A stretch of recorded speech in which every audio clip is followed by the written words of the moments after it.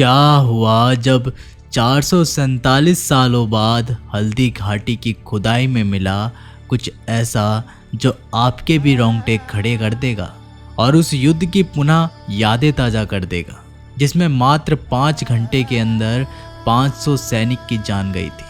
नमस्कार दोस्तों, आप देख रहे हैं भक्ति शास्त्र यूट्यूब चैनल। अगर वीडियो पसंद आई हो तो वीडियो को लाइक, शेयर और चैनल को सब्सक्राइब करके बेल आइकन को प्रेस करना मत भूलिएगा। और एक बार सच्चे दिल से कमेंट बॉक्स में ज़रूर लिखिएगा, हर हर महादेव। इस घटना की शुरुआत होती है विनय उपाध्याय नाम के एक ऐसे विद्यार्थी से जिसका सपना आर्कियोलॉजिस्ट बनना था। उसे एक ऐसी जगह की तलाश थी जहां पर इतिहास के सबूत बड़ी आसानी से मिल जाए, क्योंकि वो एक ऐसी जगह की खोज करना चाहता था जिसे भारत के इतिहास में सर्वदा याद रखा जाए।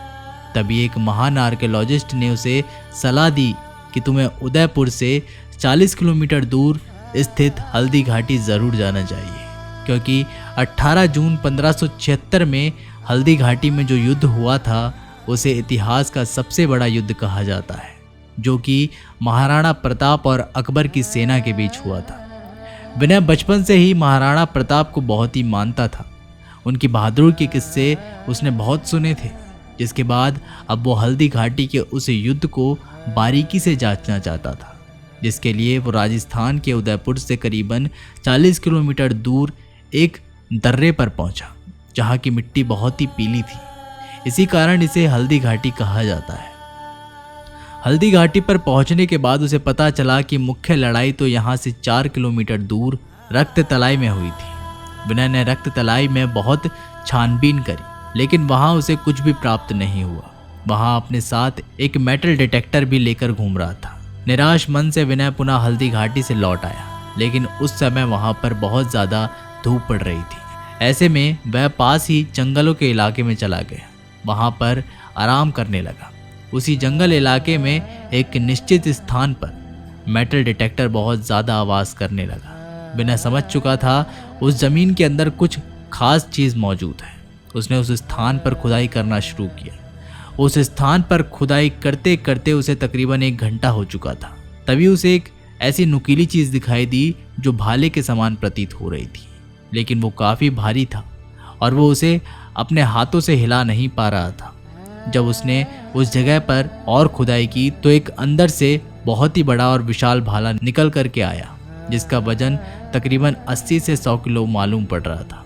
जब विनय के मन में ये शंका होने लगी, कहीं ये महाराणा प्रताप का भाला तो नहीं।